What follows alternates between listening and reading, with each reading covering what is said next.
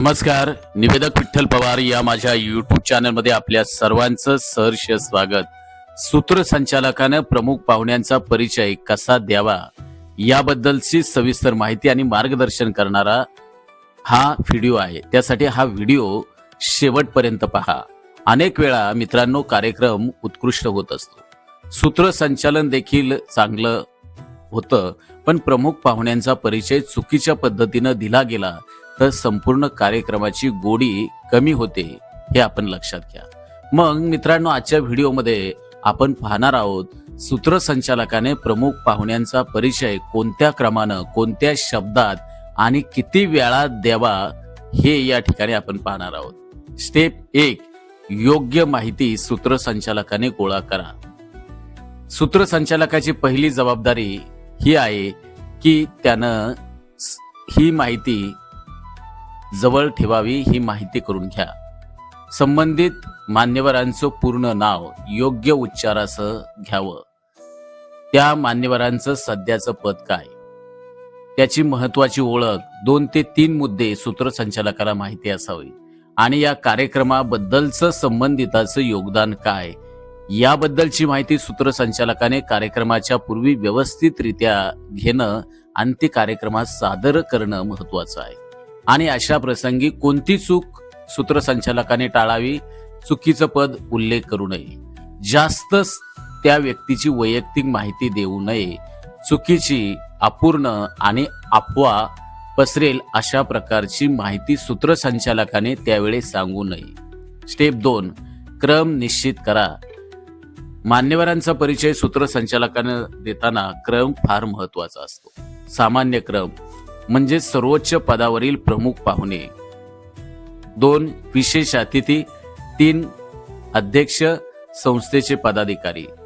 अध्यक्ष आधी आणि प्रमुख पाहुणे नंतर ही मोठी चूक होत असते, हे लक्षात घ्या. स्टेप 3, आदरयुक्त सुरुवात करा. परिचयाची सुरुवात नेहमी सूत्रसंचालकानं आदरानं करणं महत्वाचं आहे. उदाहरणार्थ, या कार्यक्रमाचे प्रमुख पाहुणे म्हणून आदरणीय बाळासाहेब जाधव आपल्यामध्ये उपस्थित आहेत, किंवा ज्यांच्या उपस्थितीमुळे या कार्यक्रमाची शोभा द्विगुणित झाली आहे, तर हे लक्षात त्या ठिकाणी सूत्रसंचालकानं घ्यावं. स्टेप 4, पद, त्या संबंधित मान्यवरांचं कार्य आणि योगदान हा परिपूर्ण परिचयाचा सुवर्ण नियम असतो, हे निवेदकानं लक्षात घ्यावं. योग्य क्रम, त्या मान्यवराचं सध्याचं पद, त्याचं सामाजिक, शैक्षणिक, प्रशासकीय कार्य काय आहे.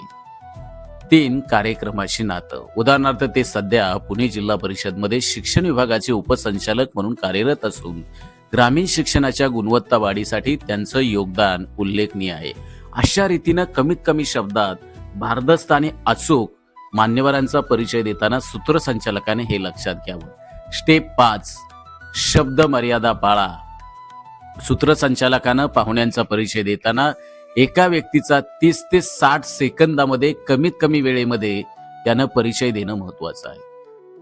हे सूत्रसंचालकानं टाळावं की मान्यवरांचा खूप लांब लचक परिचय, विस्तृत परिचय त्या वेळेस देऊ नये, कारण खाली बसलेले श्रोते हे कंटाळून जातील आणि कार्यक्रम नीरस होईल.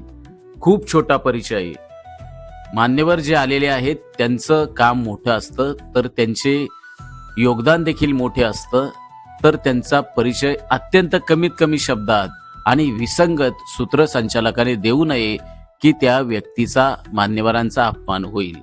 थोडक्यात पण ठळक हे सूत्रसंचालकाने लक्षात घ्या. बघा, मान्यवरांचा परिचय देताना सूत्रसंचालकाने कोणकोणत्या बाबी लक्षात ठेवाव्या. स्टेप 6, भाषा व आवाज.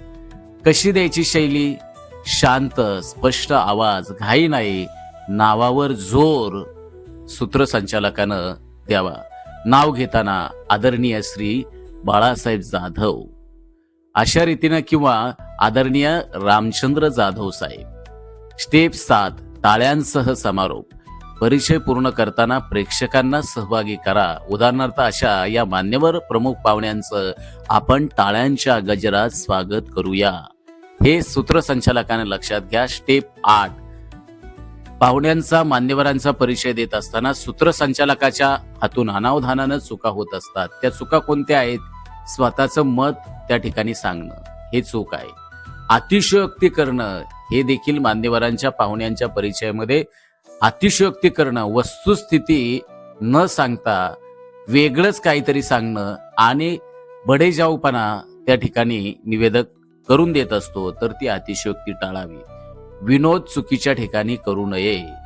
पद लहान करणे, व्यक्तीचं काम, योगदान मगाशी सांगितल्याप्रमाणे मोठं असतं, पण सूत्रसंचालक त्यांचं कार्य अत्यंत कमी एकदम थोडंसं सांगतो म्हणजे पद लहान करतो. मी शेवटी आपल्याला या माध्यमातून सांगेल की लक्षात ठेवा मित्रांनो, सूत्रसंचालकाने हे लक्षात ठेवणं गरजेचं आहे की प्रमुख पाहुण्यांचा परिचय ही केवळ औपचारिकता नाही, तो सन्मानाचा आरसा आहे. योग्य शब्द, योग्य क्रम आणि योग्य आदर हे यशस्वी सूत्रसंचालनाचं गमक आहे.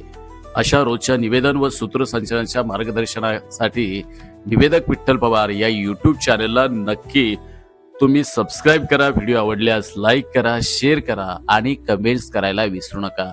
मान्यवरांचा परिचय उत्कृष्ट होईल हे आपण लक्षात घ्या. धन्यवाद.